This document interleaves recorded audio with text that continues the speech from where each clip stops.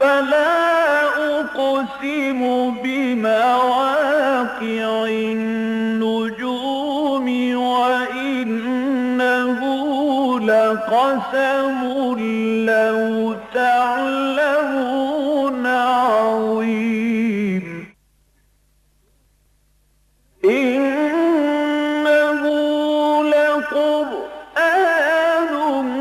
كريم في كتاب مكنون لا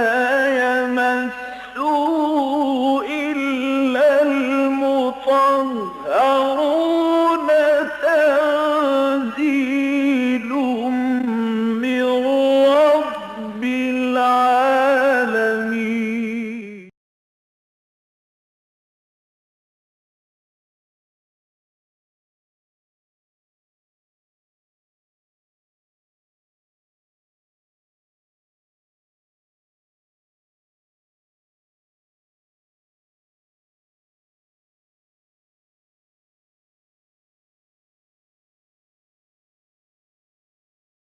رب اشرح لي صدري ويسر لي امري واحلل عقدة من لساني يفقهوا قولي. اللهم الهمنا رشدنا واعصمنا من شرور انفسنا. اللهم الهمنا رشدنا واعصمنا من شرور انفسنا. آمین یا رب العالمین.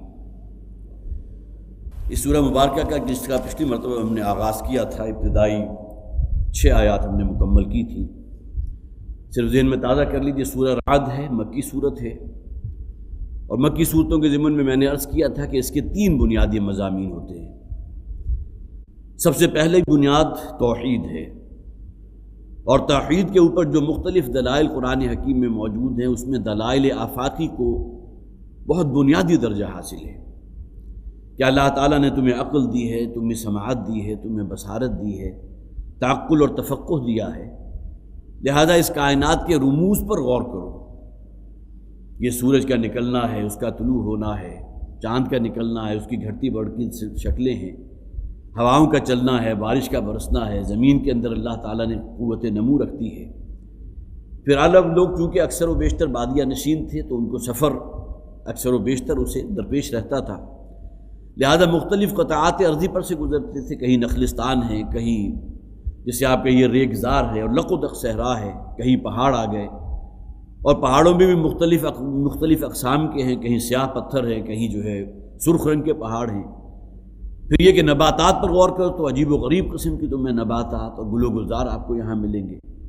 پھر یہ کہ کہیں جو ہے وہ چشمے رواں ہیں، کہیں ندیاں بہہ رہی ہیں، کہیں بالکل خشک ہے، پھر سمندر ہے، پھر آسمان پر جو ہے گویا کہ وہ بلندیوں میں اللہ تعالیٰ نے بڑے بڑے ریزروائر جو ہے وہ پانی کے گویا کہ برف کی شکل کے اندر، خواہ وہ قطب شمالی ہو قطب جنوبی ہو، وہ ہمارے لیے مستقل جو ہے سورس ہیں پانی کی.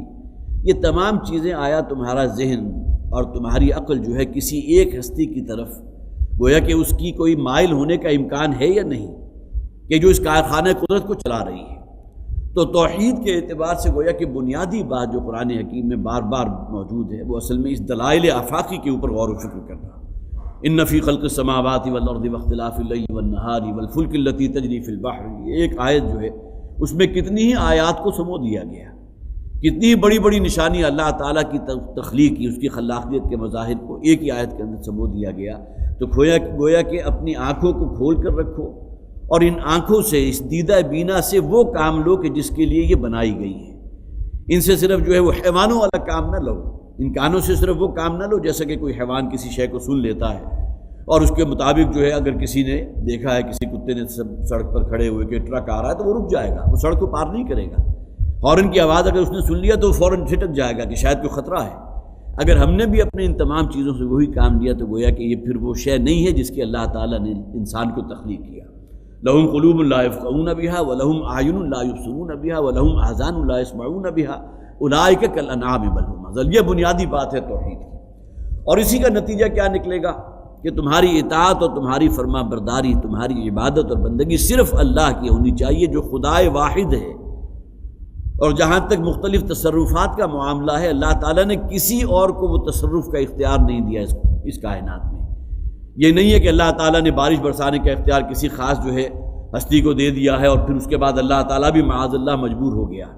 یا یہ کہ کوئی اور نظام جو ہے ہواؤں کا چلنا ہے، بارش کا برسنا ہے، پہاڑوں کا نظام ہے، یا زلزلے کے لیے اللہ تعالیٰ نے کسی اور خدا کو مبعوث کر دیا، بلکہ یہ تمام کی تمام چیزیں جو ہیں ایک اللہ، یہ خدا ہے واحد قہار، اس کے کنٹرول میں ہے، اور وہی ایبسولوٹ کنٹرولر ہے۔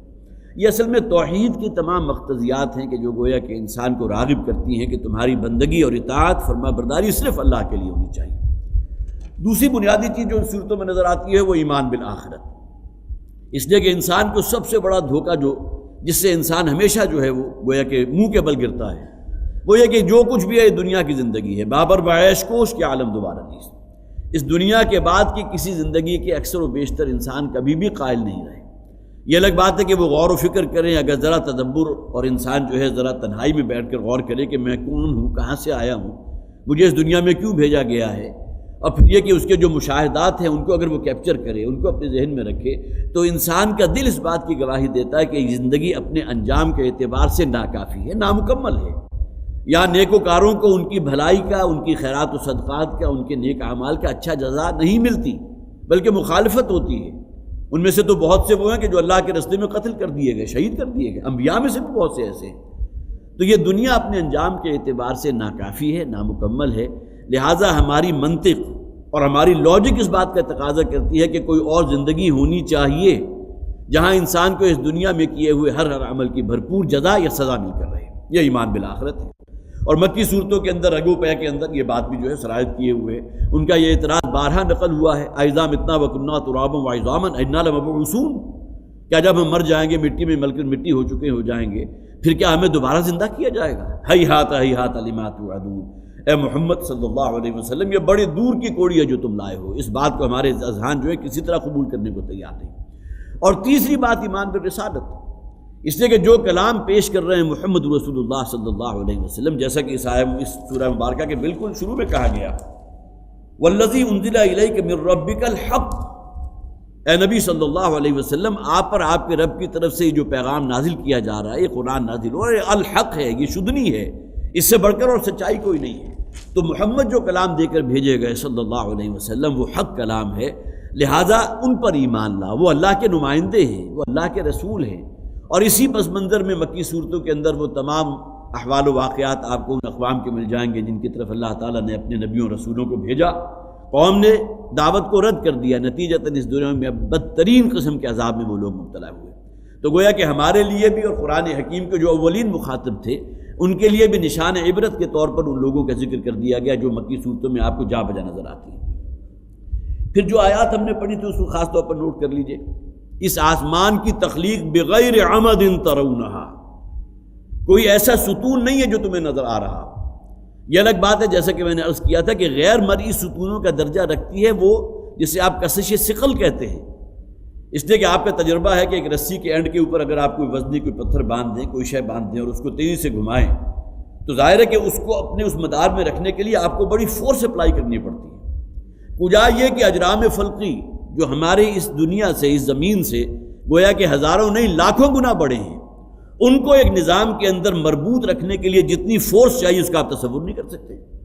ایک چھوٹے سے پتھر کے ٹکڑے کو گھمانے کے لیے آپ کو فورس چاہیے ہوتی ہے، اور جیسے ہی آپ اس رسی کو چھوڑیں گے تو وہ کبھی اپنے مدار میں حرکت نہیں کرے گا، بلکہ یہ کہ جو اس کا رخ ہوگا اسی رخ میں آگے نکل جائے گا۔ یہ تمام ارجام فرقی جو اس زمین سے گویا کہ ہزاروں نہیں لاکھوں گنا بڑے ہیں، ان کو کون سی وہ قوت ہے کہ جس نے اس قابو میں رکھا ہوا ہے؟ اب یہ غیر مرئی قوتیں ہیں جسے قرآن حکیم گویا کہ تعبیر کر رہا ہے بغیر عمد ترونہا، اس کائنات کے نظام کو اللہ تعالیٰ نے قائم رکھنے کے لیے، اس نظام کو چلانے کے لیے جو قوتیں فراہم کی ہیں وہ تمہیں نظر نہیں آ رہی۔ بغیر عمد ترونہا، کوئی ایسا گویا کہ مرئی ستون نہیں ہے جو تمہیں نظر آ رہا ہو جس کے ذریعے زمین جو ہے ایک حصے ایک مدار پر قائم ہو، چاند دوسرے مدار پر قائم ہو، مریخ تیسرے مدار پر قائم ہو، لیکن بہرحال غیر مرئی قوتیں وہ موجود ہیں جو سینٹریپیٹل فورسز ہیں کہ جو ان تمام چیزوں کو ایک نظام کے اندر پروئے ہوئے ہیں۔ اس کے بعد پھر یہ کہ ایک جگہ میں اس کی ایک تفسیر کا مطالعہ کر رہا تھا، بڑی پیاری بات لکھی کہ انسان جو بھی مشین بناتا ہے اس کو جاری و ساری رکھنے کے لیے لوبریکیشن کی بھی ضرورت ہوتی ہے، اس میں ویئر ٹیئر بھی ہوتی ہے۔ آپ نے کوئی گاڑی خریدی ہے، معلوم ہوگا کہ 1,00,000 کلومیٹر سے پہلے اس کی ٹائمنگ بیلٹ آپ کو چینج کرنی ہے، اس لیے کہ بہرحال عمل گھسائی جو ہے ویئر ٹیئر کا عمل اس میں ہو رہا ہے۔ اسی طرح پھر لوبریکیشن کی ضرورت ہے، کہیں تیل کی سپلائی اگر رک گئی تو معلوم ہوا کہ پورا کارخانہ رک گیا، پورا نظام ختم ہو گیا۔ لیکن یہ اجرام فلکی، اس کائنات کا نظام وہ ہے کہ جس میں نہ کوئی گھساؤ کا عمل ہو رہا ہے اور نہ ہی اس میں کسی لوبریکیشن کی ضرورت ہے، اس لیے کہ یہ تمام چیزیں اس خالق کے کائنات کی تخلیق شدہ ہیں کہ جس کی قوت اور جس کی توانائی اور جس کی تخلیقی پاور جو ہے اس کا آپ اندازہ نہیں کر سکتے۔ تو یہ کائنات کا نظام اور اس کا کارخانہ وہ ہے کہ جس میں نہ کوئی گھسنے کا عمل ہو رہا ہے، نہ اسے کسی لوبریکیشن کی ضرورت ہے۔ اسی طرح پھر زمین کے اندر جو مختلف انواع کے، جس کا ہم نے پچھلی دفعہ بھی پڑھا تھا، وہ الذی مد الارض وجعل فیہا رواسی وانہارا، اس زمین کو اللہ تعالیٰ نے پھیلا دیا ہے اور اس میں پھر بہت ہی ثقیل بوجھ جو ہیں پہاڑوں کی شکل میں ان کو گاڑ دیا ہے تاکہ زمین کی حرکت جو ہے اس کے اندر توازن پیدا ہو جائے، اور پھر اس میں نہریں اور ندیاں اور چشمے رواں کر دیے، اور پھر ہر نوع کے ثمرات ہیں، پھل ہیں اور میوے ہیں جو اللہ تعالیٰ نے انواع و اقسام کے، اور ایک ہی کھجور کا کہہ لیجئے کہ اگرچہ اسپیشیز ایک ہے کھجور، لیکن اس کے اندر آپ کو اتنے ذائقے مل جائیں گے، اتنے اس کے اندر فلیورز مل جائیں گے کہ جس کا آپ تصور نہیں کر سکتے۔ انواع و اقسام کی یہ تمام چیزیں گویا کہ اس بات کی غمازی کر رہی ہیں کہ اس کائنات کا خالق اور مالک وہ رب کائنات جو ہے بڑی قوتوں کا حامل ہے۔ اور پھر زمین میں تم دیکھ تو وفی الارض قطع متجاورات وجنات من اعناب ونخل زرع ونخیل یسقى بماء واحد، یہی پانی ہے جو تمام چیزوں کے لیے گویا کہ منبع حیات ہے، جیسا کہ فرمایا قرآن حکیم میں وجعلنا من الماء كل شيء حي،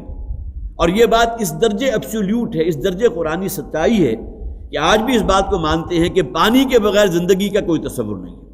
لہذا جو آپ کے مختلف جو ہے فضائی کروں کو جسے آپ کہیے مسخر کرنے کے لیے بڑی جو ہے وہ اس کے لیے رقم خرچ کی جا رہی ہے، کہاں کہاں تک آپ کے سیارے نہیں جا رہے، اور جیسے ہی انہیں کچھ محسوس ہوتا ہے کہ فلاں سیارے کے اوپر پانی موجود ہے تو فوراً وہ نتیجہ نکالتے ہیں کہ اگر پانی ہے تو پھر یقیناً وہاں کوئی نہ کوئی حیات کی شکل بھی ہوگی، زندگی کی کوئی شکل ہوگی، اس سے کہ زندگی کے ساتھ پانی وجعلنا من الماء كل شيء حي، خواہ وہ نباتات ہوں، خواہ حیوانات ہو، خواہ اور کسی قسم کے مخلوقات ہوں، وہ پانی اس میں بنیادی شے ہے۔ یسقى بماء واحد، ایک ہی پانی ہے کہ جس کے ذریعے ان کو سیراب کیا جاتا ہے۔ وَنُفَضِّلُ بَعْضَهَا عَلَى بَعْضٍ فِي الْأُكُلِ، اور پھر ذائقے میں اور اس کے فلیور میں اللہ تعالیٰ نے ان پھلوں کے اندر کس قدر انواع و اقسام کے مختلف چیزیں رکھ دی ہیں۔ إِنَّ فِي ذَلِكَ لَآيَاتٍ لِقَوْمٍ يَعْقِلُونَ، یقیناً اس میں نشانیاں ہیں ان لوگوں کے لیے جو عقل سے کام لینے والے ہیں۔ جو آخری آیت ہم نے پچھلی مرتبہ پڑھی تھی اس میں ان لوگوں کی اس بےتابی کا ذکر تھا کہ وہ عذاب کے جس کا ذکر سنتے سنتے اب ہمیں 8-10 برس ہو چکے ہیں، اب ہمارے کان پک چکے ہیں، وہ عذاب ہمارے اوپر لے آئیے۔ سورہ انفال کی بات خاص طور پر نوٹ کیجئے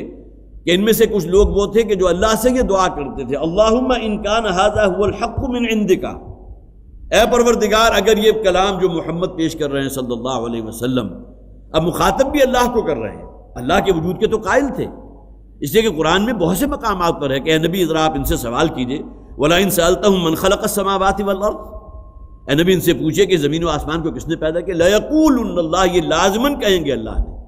اس لیے کہ سلسلہ مخلوقات میں سے کوئی بھی ایسی شے نہیں ہے کہ جسے یہ اپنے کسی اور خدا کی طرف منسوب کر دیں کہ فلاں شے ہمارے فلاں دیوتا نے پیدا کی، اس لیے کہ اس کے لیے کوئی پروف چاہیے نا، کوئی ثبوت چاہیے، وہ تو ان کے پاس موجود نہیں ہے۔ تو معلوم ہوا کہ یہ تمام چیزیں ہیں کہ جس میں وہ بار بار یہ بات کہتے تھے کہ اب ہمارے کان پک چکے ہیں، وہ آسمان سے جو ہے عذاب ہمارے اوپر لے آئیے۔ اللہم ان کان ھذا ھو الحق من عندک، اے پروردگار اگر یہ قرآن حق ہے جو تیرے پاس سے آیا ہے، واقعتاً حق ہے، فامطر علینا حجارۃ من السماء او ائتنا بعذاب علیم، تو ہمارے اوپر آسمان سے عذاب نازل فرما دے، آسمان کا ٹکڑا ہمارے اوپر گرا دے، یا یہ کہ وہ عذاب علیم جس کا تو نے جو ہے وعدہ کیا ہے کہ اگر ہم تیرا انکار کر دیں گے، اس کلام کو رد کر دیں گے تو وہ عذاب ہمارے اوپر لے آ۔ اب اس درجے ان کی ڈھٹائی ہے، اللہم کہہ کے، اللہم ان کانا، اے پروردگار اگر یہ کلام حق ہے تو ہمارے اوپر عذاب نازل فرما دے۔ وَيَسْتَعْجِلُونَكَ بِالْعَذَابِ، یہ لوگ بڑی جلدی مچا رہے ہیں عذاب کے بارے میں، حالانکہ اس سے پہلے جو ہے بہت ہی عبرت انگیز مثالیں گزر چکی ہیں، عبرت آموز مثالیں گزر چکی ہیں ان اقوام کی کہ جن پر اللہ کا عذاب نازل ہوا تھا۔ وَيَقُولُ الَّذِينَ كَفَرُوا لَوْلَا أُنزِلَ عَلَيْهِ آيَةٌ مِّن رَّبِّهِ، اب آئیے آج کی اس آیت کی طرف، اور یہ لوگ کہ جو کافر ہیں یہ کہتے ہیں کہ کیوں نہیں ان پر، گویا کہ ان سے مراد اللہ کے رسول محمد ہیں صلی اللہ علیہ وسلم، ان پر ان کے رب کی طرف سے کوئی کھلا معجزہ کیوں نہیں ظہور کو ہوتا، کیوں ان کے پاس ایسے معجزات نہیں ہیں؟ حالانکہ یہ بات جو ہے بالکل واضح ہے کہ حضرت عیسیٰ علیہ السلام کو جس قسم کے حصے معجزات دیے گئے تھے، کیا وہ لوگ کہ جن کی طرف حضرت عیسیٰ بھیجے گئے تھے یہودی، وہ حضرت عیسیٰ پر ایمان لے آئے تھے؟ حضرت موسیٰ علیہ السلام کو وہ معجزات دیے گئے، ید بیضا تھا اور عصائے موسیٰ تھا، لیکن یہ کہ حضرت موسیٰ کی قوم تو ایمان نہیں لائی۔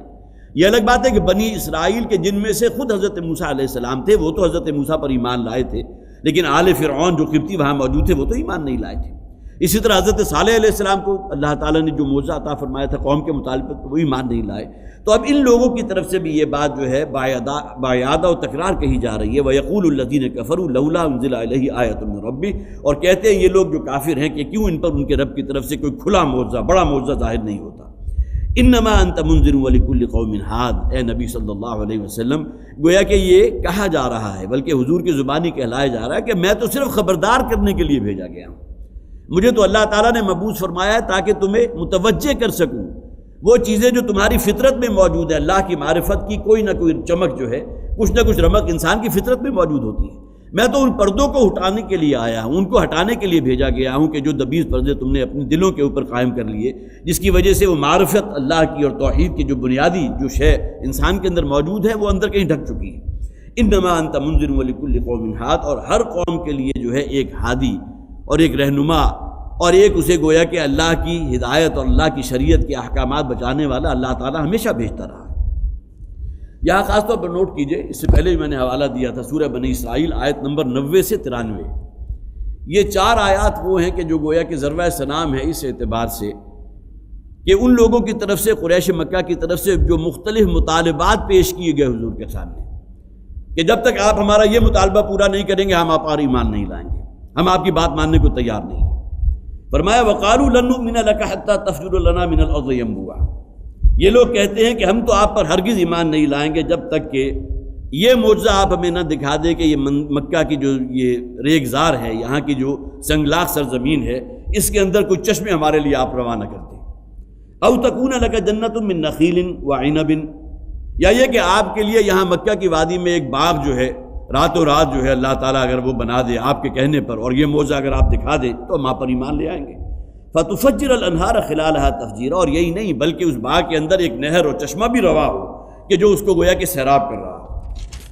أَوْ تُسْقِطَ السَّمَاءَ كَمَا زَعَمْتَ عَلَيْنَا كِسَفًا، یا یہ کہ آسمان کا کوئی ٹکڑا آپ ہمارے سروں کے اوپر گرا دیجئے، ہم اس کے لیے بھی تیار ہیں، اگر یہ بھی ہم اپنی آنکھوں سے ہوتا ہوا دیکھ لیں گے تو ہم ایمان لے آئیں گے۔ أَوْ تَأْتِيَ بِاللَّهِ وَالْمَلَائِكَةِ قَبِيلًا، یا یہ کہ آپ لے آئیے اللہ کو بھی اور فرشتوں کو بھی ہمارے سامنے،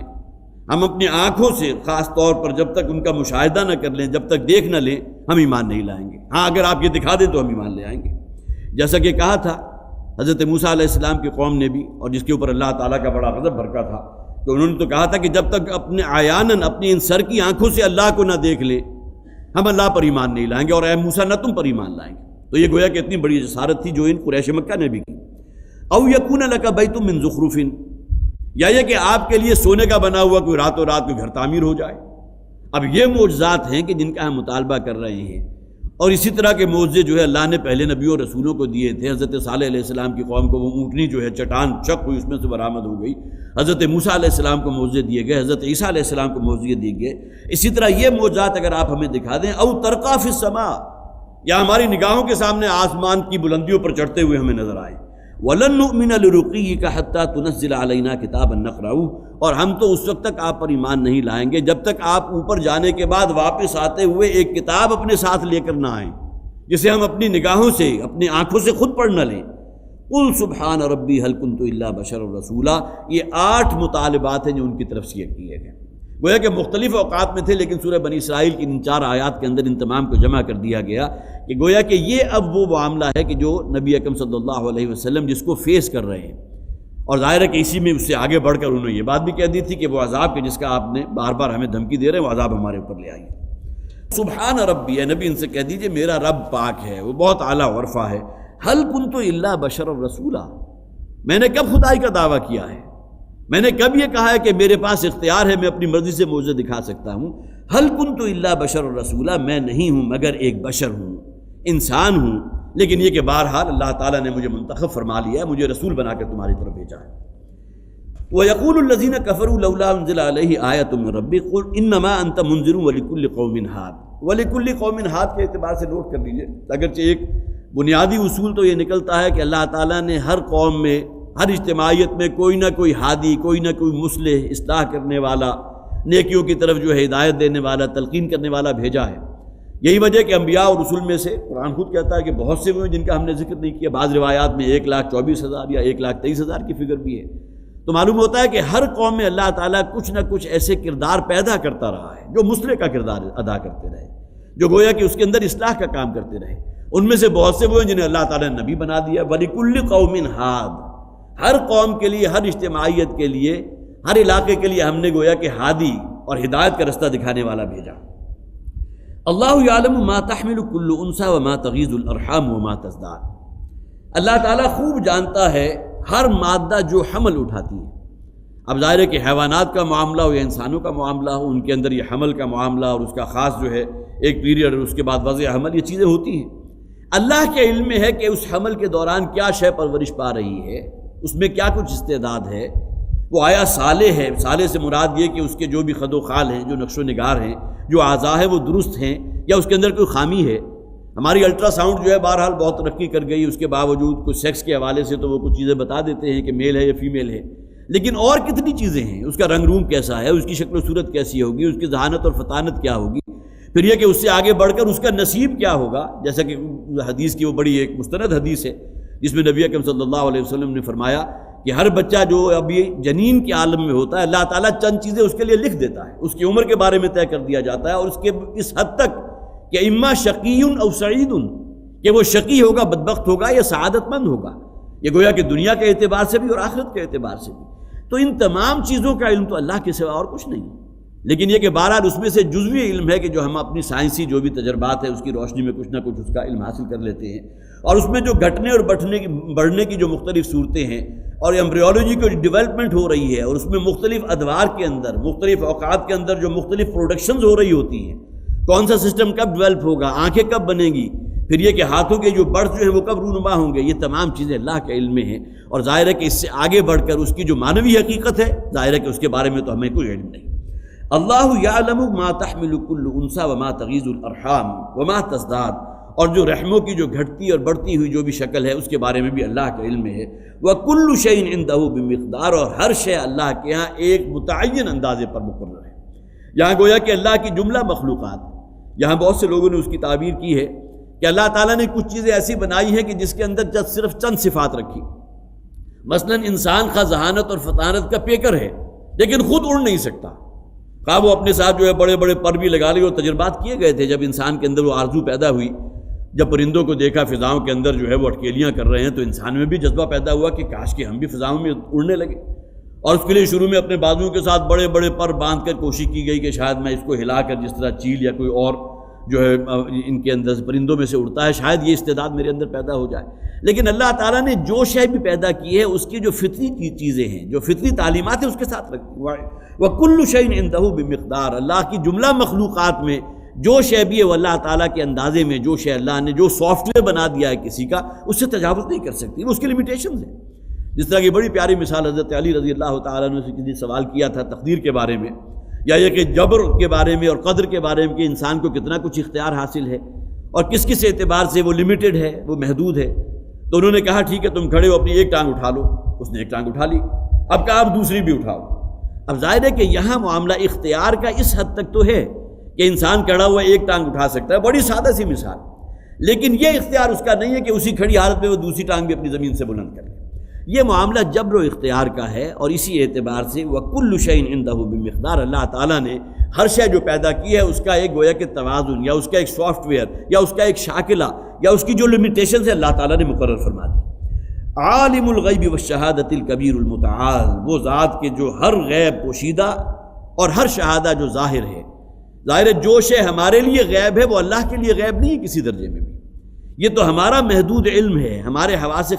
خمسہ کی جو ہے لمیٹیشنز ہے، جس کی بنیاد پر کوئی شے ہماری نگاہوں کے سامنے نہیں ہے تو غیب کا درجہ رکھتی ہے۔ ابھی آپ تمام حضرات میرے سامنے بیٹھے ہیں، لیکن سامنے کوئی ایک جو ہے کرٹن نافذ کر دیا جائے تو مجھے کچھ معلوم نہیں ہوگا کہ پیچھے کتنے لوگ موجود ہیں۔ تو یہ ہماری لمیٹیشنز ہیں۔ جو شے ہمارے لیے غیب کے درجے میں، اللہ کے لیے کوئی شے غیب نہیں ہے۔ عالم الغیب، ہر پوشیدہ ہر غیب بات کا علم رکھنے والا، وہ شہادہ، اور ہر وہ شے کہ جو ظاہر ہے، اور کتنی ہی ظاہر چیز جس کا ہمیں علم نہیں۔ آج بھی ہمیں معلوم نہیں ہے کہ اس کرۂ ارضی پر کتنے اجرام فلکی ہیں، ان کی تعداد بلینز ہے، ٹریلینز ہے، یا ہماری گنتی ختم ہو جائے، لیکن یہ کہ اس کی تعداد کا علم تو ہمیں نہیں ہے۔ ہمارے لیے تمام چیزیں بھی غیب کے عالم میں ہیں، لیکن جو شہادہ ہیں جو ہماری نگاہوں کے سامنے ہے، اس میں بھی کتنا کچھ علم ہمیں اس کے بارے میں ہے۔ عالم الغیب والشہادہ، یہ علم کل جسے کہیں گے وہ صرف اللہ کے پاس ہے، جو ہر پوشیدہ اور ہر ظاہر کا جاننے والا ہے، الکبیر سب سے بڑا ہے، المتعال انتہائی عالی شان والا ہے، متعال بہت بلند مرتبے والا، بہت اونچی شان والا۔ سواء منکم من اسر القول ومن جہر بہ، برابر ہے تم میں سے وہ شخص کہ جو اپنی بات کو کہے چھپا کر، جس طرح سرگوشی کے انداز میں کوئی شخص جو ہے کسی دوسرے کے کان میں کوئی بات کہے کہ ساتھ بیٹھا ہوا دوسرا شخص بھی نہ سن سکے، یا اس میں اور اگلی بات آ سکتی ہے جو اپنی بات کو چھپا جائے، کچھ بات کہنا چاہتا ہے لیکن اس نے ضبط کیا، اللہ کو معلوم ہے کہ وہ کیا کہنا چاہتا ہے اگرچہ دوسرے لوگوں کے علم میں نہیں آیا۔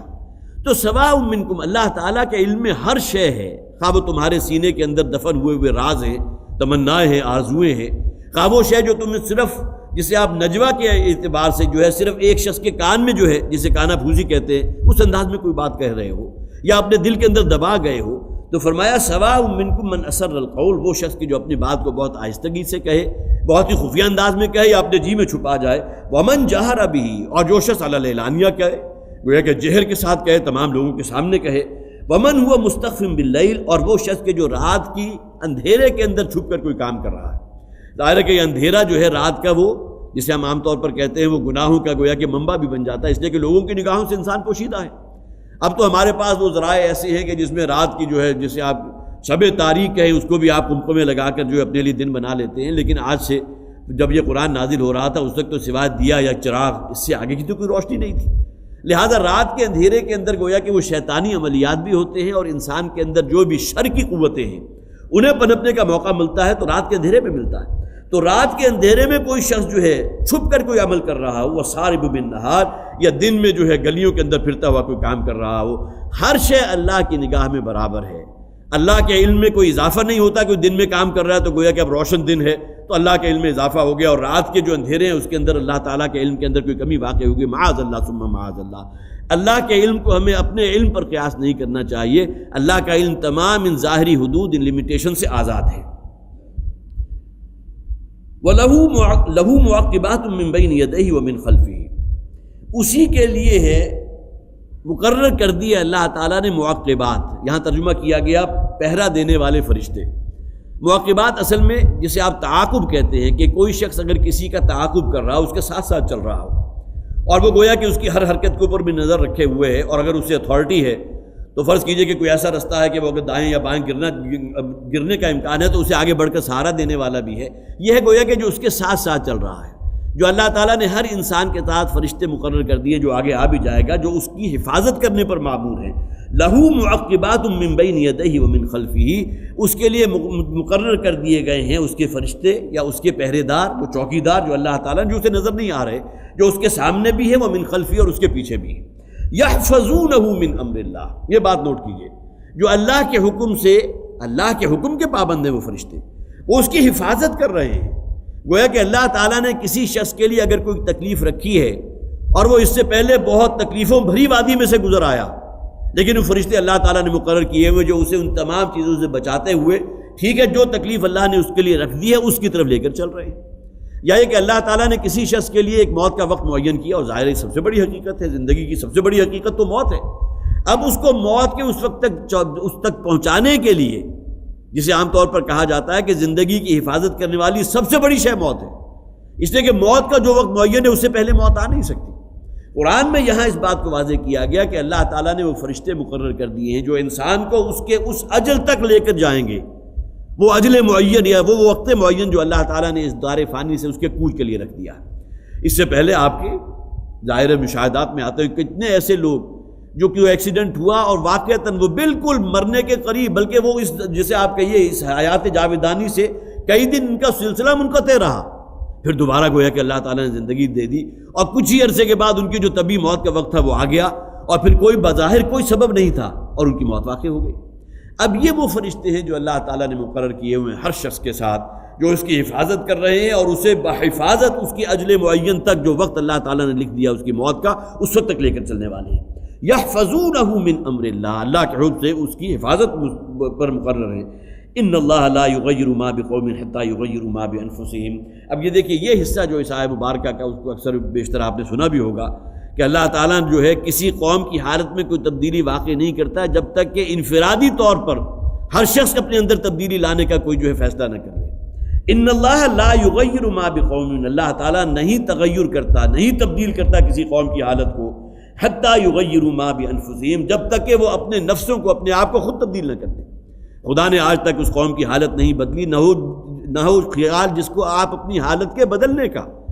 یہ گویا کہ ایسی بدیہی حقیقت ہے کہ اللہ تعالیٰ، یہ بالکل وہ اکائی کا قاعدہ ہے، جس طرح ایک اکائی ہوتی ہے، کوئی اینٹ ہے،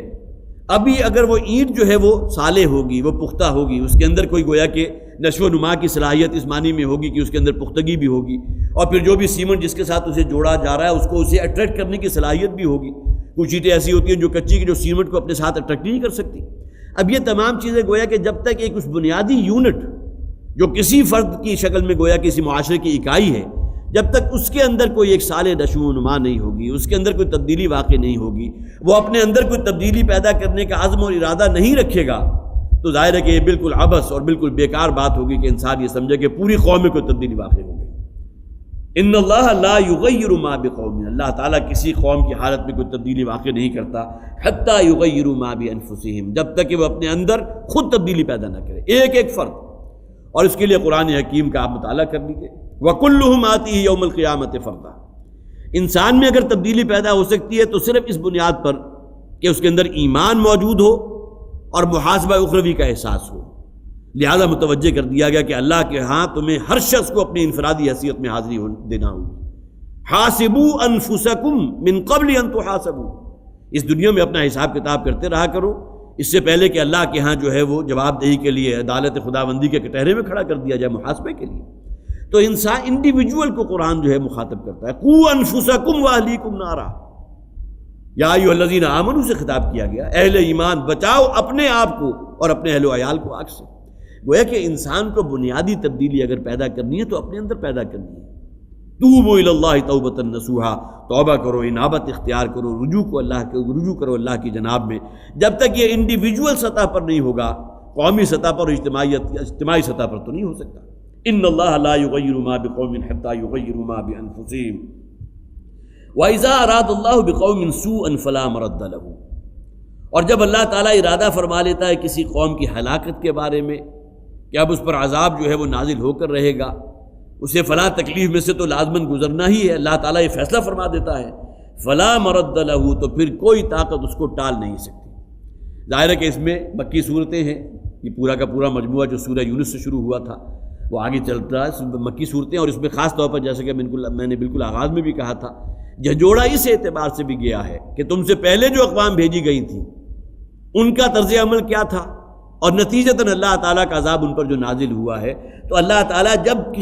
کسی قوم کے بارے میں فیصلہ فرما دیتا ہے عذاب کا، اور پروانہ عذاب جو ہے اللہ تعالیٰ کی طرف سے جاری کر دیا جاتا ہے، تو پھر کوئی طاقت اس کو ٹال نہیں سکتی۔ اور اس کے بارے میں جو قرآن میں موجود ہے، جب عذاب کے آثار شروع ہو جاتے ہیں تو قوم آئی ہے، بڑی گڑ گڑائی بھی ہے، توبہ بھی کی ہے، سب کچھ کیا ہے، لیکن یہ کہ پھر وہ عذاب ان کے اوپر سے ٹالا نہیں گیا۔ الا قوم یونس،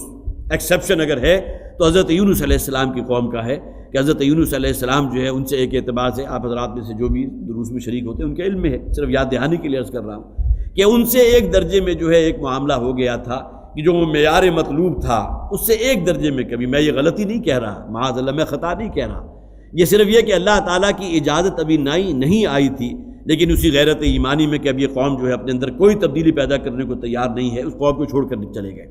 سوائے الا قوم یونس۔ گویا کہ ان کی طرف سے یہ جو معاملہ ہوا تھا یہ قوم کے لیے ایک بہت بڑی نوید بن گئی، بہت بڑی خوشخبری بن گئی کہ وہ عذاب کے جس کے آثار شروع ہو چکے تھے، اللہ تعالیٰ نے اس عذاب کا جو ہے گویا کہ واپس اپنی طرف واپس کھینچ لیا۔ وہ اللہ کے حکم سے آنا تھا، اللہ کے حکم سے اس کو سلب کر لیا گیا، اور قوم کی اجتماعی توبہ جو اس کو قبول کر لیا گیا۔ صرف ایک ایکسیپشن ہے، پورے قرآن میں ذکر ہے صرف قوم یونس کا،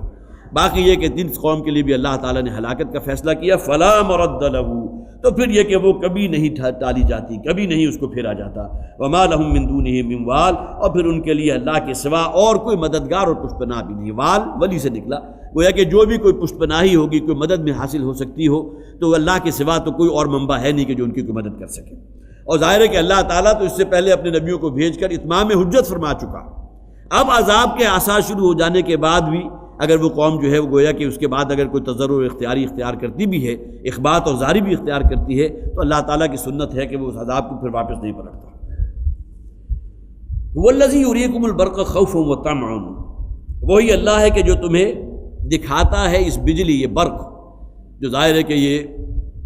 جو بھی ساون بھادو ہوتا ہے یا جب بادل آ رہے ہیں تو اس کے پیچھے جو ہے بجلی چمکتی ہوئی نظر آ رہی ہے۔ اس میں دو طرح کے پہلو ہیں، ایک تو ان لوگوں کے لیے خوشخبری بھی ہے کہ زمین جو ہے بالکل خشک سالی کا شکار ہے، بہت پیاسی ہے۔ اب کہیں دور سے بجلی کی جو ہے چمک دیکھی تو معلوم ہوا کہ بادل ہیں، ظاہر ہے کہ بجلی بادل کے بغیر تو نہیں ہے، اگرچہ بادل ابھی سر پر نہیں آئے، بہت دور ہیں، لیکن یہ کہ بجلی کی چمک سے انسان کے اندر یہ لالچ پیدا ہوتا ہے کہ اس کی زمین سیراب ہوگی، اس کی فصلیں جو ہیں اگیں گی، فصلیں لہلہائیں گی، اور دوسری طرف اندیشہ بھی ہوتا ہے کہ اگر یہی چمک اور بجلی اور یہ کڑک کہیں حد سے بڑھ گئی تو یہ کہ اللہ کے عذاب کی شکل میں سامنے نہ آئے۔ تو یریکم البرق خوفا وطمعا، وہی جو ہے جو تمہیں دکھاتا ہے یہ بجلی اور اس کی چمک خوفا وطمعا، کہ جس میں ایک خوف بھی ہے کہ کہیں یہ معاملہ جو ہے ہمارے لیے عذاب کی نوید لے کر نہ آ رہا، وطمعا، اور پھر یہ کہ ایک درجے میں طمع بھی ہے، لالچ بھی ہے کہ اللہ تعالیٰ اس زمین کو سیراب کرے گا۔ وَيُنْشِئُ السَّحَابَ الثِّقَالَ، اور اللہ تعالیٰ جو ہے بادلوں کو اٹھاتا ہے جو بہت وزنی بادل ہیں۔ حالانکہ بادلوں کے بارے میں تو عام تصور یہ بہت ہلکے ہیں، فضا میں اڑتے پھر رہے ہیں، لیکن یہ ٹنوں وزنی پانی جو ہے انہی بادلوں کے اندر موجود تھا نا۔ اگرچہ بادلوں کی کتنی تہیں ہوتی ہیں، اور اس میں آپ کو کبھی اگر موقع ملا، اور یقیناً تمام حضرات کو موقع ملا ہوگا، جب آپ کا ایروپلین جو ہے وہ کتنی تہوں کو چیرتا ہوا ابھی اور کہیں 40,000 فٹ کی بلندی پر ہے، اور آپ کھڑکی سے سر نکال کر دیکھتے ہو تو ابھی اور اوپر بادلوں کی پوری لیئر موجود ہے، اور نیچے دیکھیں گے تو بالکل بادل آپ کے نیچے بھی بالکل اسی طرح موجود ہے، وہ کتنی لیئرز میں ہے۔ اب پانی ان کے اندر سے چھنتا ہوا جو ہے وہ زمین تک پہنچتا ہے، تو اللہ تعالیٰ کا نظام ہے۔ وَالَّذِي يُرِيكُمُ الْبَرْقَ خَوْفًا وَطَمْعًا وَيُنْشِئُ السَّحَابَ الثِّقَالَ۔ یہاں بھی دیکھیے کہ یہ اس سے اگلی آیت میں يُسَبِّحُ الرَّعْدُ بِحَمْدِهِ، یہ کڑک جو ہے، جو گرج ہے بادلوں کی، وہ اللہ کی اصل میں تسبیح ہو رہی ہے، اور ہمیں معلوم ہے کہ یہ بجلی کی چمک آپ تک پہلے پہنچتی ہے۔ ظاہر یہ معاملہ آج تو نہیں ہے، آج سے 1400 برس پہلے بھی لوگوں کو معلوم تھا، اس لیے کہ بہرحال یہ انسان یہ بجلی کی جو ایک جسے آپ کا یہ چمک، اس کی جو سپیڈ ہے وہ بہت تیز ہے، جبکہ ساؤنڈ کی سپیڈ بہت کم ہے، تو بجلی کی چمک آپ کو کہیں پہلے نظر آ جائے گی، لیکن جو بادلوں کی جو کڑک ہے، جو گرج ہے، وہ آپ کو بعد میں آئے گی۔ یہاں اس آیت میں بھی وہ ترتیب برقرار رکھی گئی، هو الذی یریکم البرق خوفا، یہاں بجلی کا ذکر پہلے کیا گیا، اور اگلی آیت میں فرمایا گیا یسبح الرعد بحمدہ، اور یہ جو کڑک ہے، یہ جو بادلوں کی جو گرج ہے، یہ اصل میں اللہ کی تسبیح کر رہے ہیں بادل، اس کی حمد کے ساتھ۔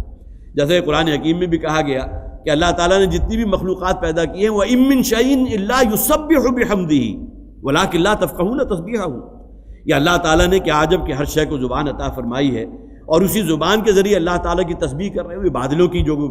گرج ہے، یہ بھی اللہ کی تسبیح کی ایک شکل ہو سکتی ہے۔ تو وہی ہے کہ جو تمہیں بجلی کی چمک بھی دکھا رہا ہے، جس کے اندر تمہارے اندر ایک خوف اور دہشت کا معاملہ بھی پیدا ہوتا ہے، اور پھر یہ کہ طمع اور لالچ بھی ہوتی ہے کہ تمہاری زمین سیراب ہوگی، اور وہی ہے کہ جو انتہائی وزنی بادلوں کو جو ہے وہ اٹھا کر چلا رہا ہے، ایک جگہ سے دوسری جگہ لے کر جا رہا ہے۔ وَيُسَبِّحُ الرَّعْدُ بِحَمْدِهِ، اور اسی طرح تسبیح کر رہی ہے بادلوں کی گرج اس کی حمد کے ساتھ، وَالْمَلَائِكَةُ مِنْ خِيفَتِهِ، اور وہ فرشتے بھی اللہ کی تسبیح کر رہے ہیں اس کے خوف سے، اس کے ڈر سے۔ وَيُرْسِلُ الصَّوَاعِقَ فَيُصِيبُ بِهَا مَن يَشَاءُ، اور وہ پھر بھیجتا ہے بجلی کی کڑک، اور یہاں اصل میں صواعق کہتے ہیں وہ بجلی کے جو کسی علاقے پر گرا دی جائے، جس کی وجہ سے کوئی بڑا نقصان ہو جائے، انسانوں کی ہلاکتیں ہو جائیں۔ فَيُصِيبُ بِهَا مَن يَشَاءُ، اور پھر وہ بجلی کی جو بھی اس کا گرنا ہے، اسے اللہ تعالیٰ جہاں چاہتا ہے اس کو گرا دیتا ہے۔ اب اس ضمن میں میں نے خاص طور پر دو احادیث، ایک تو ابو ہریرہ رضی اللہ تعالیٰ عنہ سے مسلم میں موجود ہے،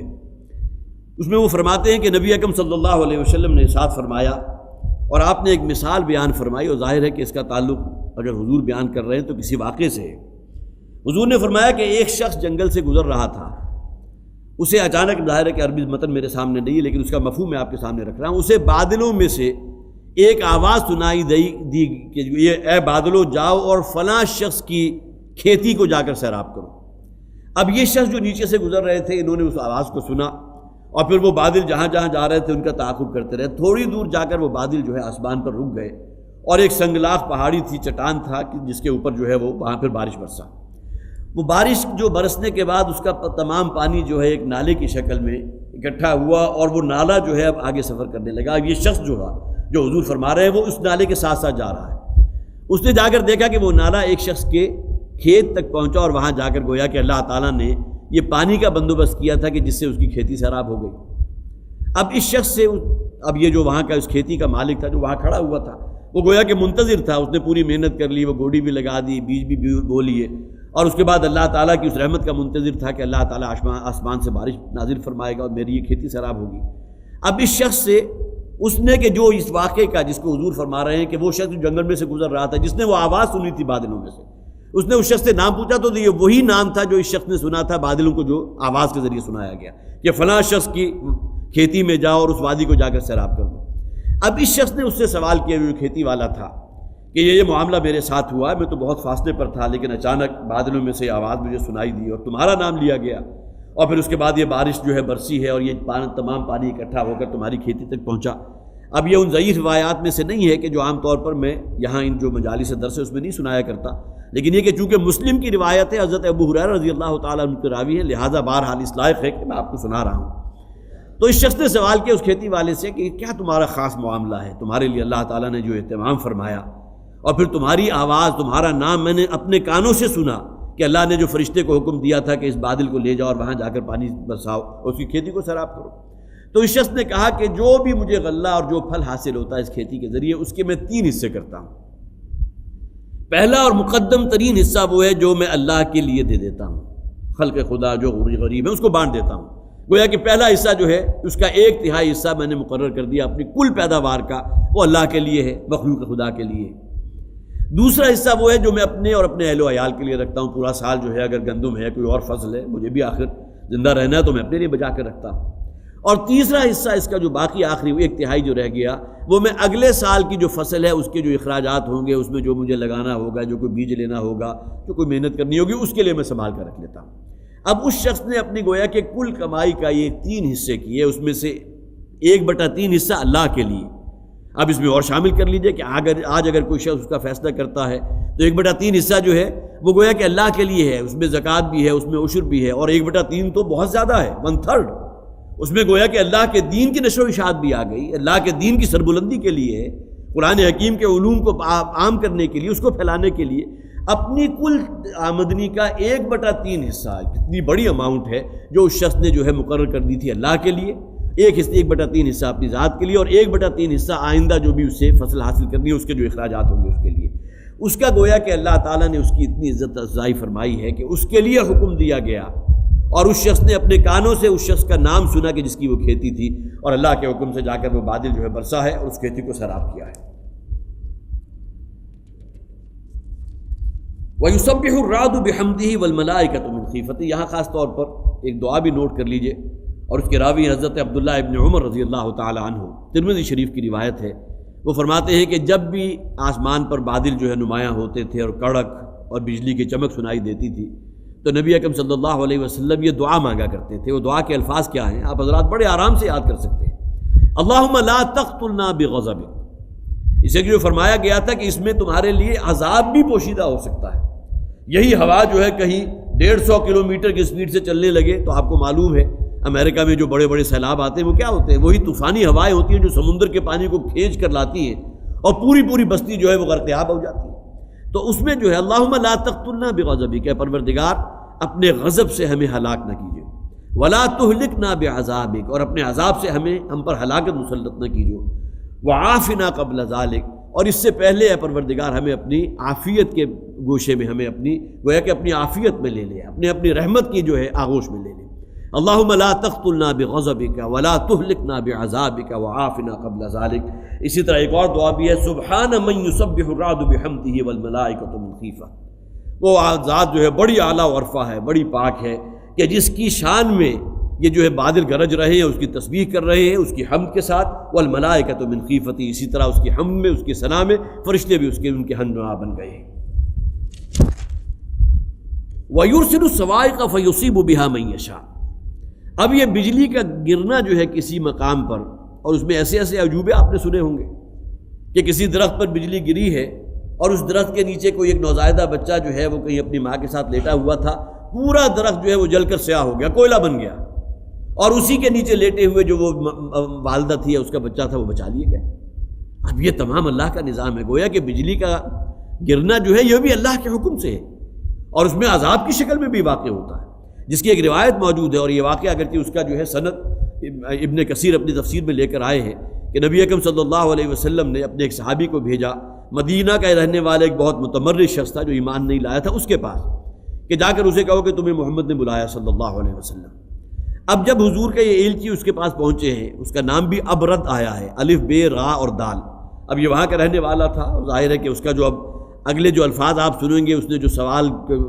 کیا اور پھر جس طرح اس نے جواب دیا، اس سے معلوم ہوگا کہ اس کے اندر کس درجے سرکشی تھی اور کس درجے جو ہے نبی اکرم صلی اللہ علیہ وسلم کے لیے بھی اور اللہ کے لیے اس کے اندر کیا جذبات موجود تھے۔ جب اس شخص نے جا کر اسے کہا ہے، ان صحابی نے جا کر کہ تمہیں حضور نے ذرا بلایا ہے،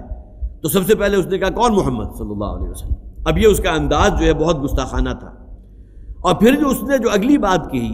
کہ جس اللہ کی طرف محمد بلا رہے ہیں صلی اللہ علیہ وسلم، پہلے تو مجھے میرے اس سوال کا جواب دو کہ وہ اللہ سونے کا بنا ہوا ہے، چاندی کا بنا ہوا ہے، یا پیتل کا بنا ہوا ہے؟ اب یہ صحابی جو حضور نے بھیجے تھے، اس سے یہ بات سننے کے بعد حضور کے پاس آئے اور آ کر کہا کہ آپ نے مجھے اس اربد کے بعد، ابرد نہیں بلکہ اربد اس کا نام ہے، اربد کے پاس بھیجا تھا، اور اس نے یہ جواب دیا۔ تو حضور نے کہا نہیں، دوبارہ جاؤ اس کے پاس۔ اب یہ صحابی پھر گیا، اس نے پھر یہی بات کہی۔ روایات میں کہ 3 مرتبہ کا یہ معاملہ ہوا ہے، اور اس کے بعد روایت میں اگلے الفاظ یہ ہیں، اللہ تعالیٰ نے ایک بادل بھیجا اور عین اسی لمحے جبکہ اس نے یہ الفاظ 3 مرتبہ کہے تھے، آسمان سے ایک جو ہے وہ بجلی گری ہے اور اس شخص کا سر جو ہے اس کے تن سے جدا ہو کر زمین پر گر پڑا۔ اب یہ روایت موجود ہے جسے 2-3 تفاسیر نے نقل کیا ہے، اگرچہ حوالہ موجود نہیں ہے، لیکن بہرحال یہ جو فرمایا گیا وَيُرْسِلُ الصَّوَاعِقَ فَيُصِيبُ بِهَا مَن يَشَاءُ، اللہ تعالیٰ بجلیوں کو گراتا بھی ہے، اور بجلیوں کی کڑک جو ہے لوگوں کے لیے عذاب اور ہلاکت کا جو ہے وہ بھی گویا کہ نوید لے کر آتی ہے، ان کے لیے اللہ کی سزا کا پیمانہ بن کر آتی ہے۔ فَيُصِيبُ بِهَا مَن يَشَاءُ، اور پھر اللہ تعالیٰ جہاں چاہتا ہے ان بجلیوں کو گراتا ہے۔ وَهُمْ يُجَادِلُونَ فِي اللَّهِ، اور وہ اللہ کے بارے میں عجیب عجیب باتیں کر رہے ہیں۔ گویا کہ اس آیت کا یہ حصہ جو ہے اس میں کسی درجے میں جو روایت میں نے ابھی آپ کو سنائی ہے کہ اس نے یہ سوال کیا تھا کہ اللہ سونے کا بنا ہوا ہے، چاندی کا بنا ہوا ہے یا پیتل کا بنا ہوا ہے، پہلے مجھے اس سوال کا جواب دو۔ اس کے بعد جو حضور نے مجھے بلایا، محمد نے جو بلایا صلی اللہ علیہ وسلم، پھر میں ان کے پاس جاؤں گا، پہلے مجھے ان سے یہ پوچھ کر بتاؤ کہ اللہ کس شے کا بنا ہوا ہے۔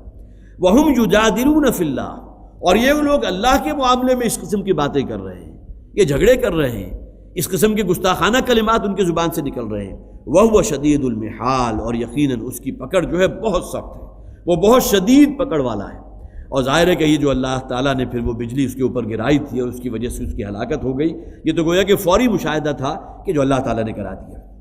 لہو دعوت الحق، اسی کے لیے ہے حق کی پکار۔ گویا کہ پکار تو اس معاشرے میں ہر طرف سے آ رہی ہے، کہیں صرف وہ پکاریں ہیں جو انسان کے سفلی جذبات کو بھڑکانے والی ہیں، اور ہمارا معاشرہ خاص طور پر آج کل کا جو زمانہ ہے وہ تو اس اعتبار سے جو ہے جسے آپ کہیے گی شیطانی جو بھی اقدامات ہو سکتے ہیں، جو بھی ترغیبات ہو سکتی ہیں، اس کا ذروہ سلام ہے۔ یہاں انسان کے لیے جتنے مسائل ہیں اور ان کو بھڑکانے کے لیے انسان کے اندر جو ہے نفس کے اندر جو شرارتیں موجود ہیں، اس کے اندر جو جسے آپ کہیے برائی کی طرف ترغیبات والی چیزیں موجود ہیں، ان تمام چیزوں کو بھڑکانے کے لیے اور ترغیبات دینے کے لیے جو ہے جتنی شیطانی قوتیں اس دور کے اندر سامنے آ رہی ہیں، اس سے پہلے تو نہیں تھی۔ لیکن یہ کہ اصل شے کیا ہے؟ اللہ کی پکار، اس کتاب کی پکار، اس دین کی پکار، اور سب سے بڑھ کر یہ کہ تمہیں مرنے کے بعد زندگی اور اس میں اپنے اس دنیا کے ایک ایک عمل کی جواب دہی کرنی ہے۔ لہو دعوت الحق، اسی کی طرف پکار ہے، سچی پکار، حق کی بات۔ والذین یدعون من دونہ لا یستجیبون لہم بشیء، اور وہ لوگ کہ جن کو یہ پکارتے ہیں، وہ ہستیاں کہ جن کو یہ لوگ پکار رہے ہیں اللہ کے سوا، لا یستجیبون لہم بشیء، وہ ان کی کسی بات کا کوئی جواب نہیں دیتے۔ ان کی کوئی جو بھی استمداد ہے یا ان کی مدد کرنا یا ان کی استعانت کرنا یا ان کی حاجت روائی کرنا، یہ تو بہت دور کی بات ہے، ان کی کوئی بات ان تک پلٹا نہیں سکتے۔ الا کباسط کفیہ الی الماء، اور اس کے بعد بڑی بلیغ مثال دی ہے، مگر یہ کہ مثال ایسے شخص کی کہ جس نے اپنے ہاتھوں کو پھیلایا ہوا ہے، یدعون من دون کباسط کفیہ الی الماء لیبلغ فاہ، کہ وہ پانی جو ہے اس کے منہ تک پہنچ جائے۔ فرض کیجئے پانی کافی فاصلے پر موجود ہے، یہ شخص وہاں تک نہیں پہنچ پا رہا،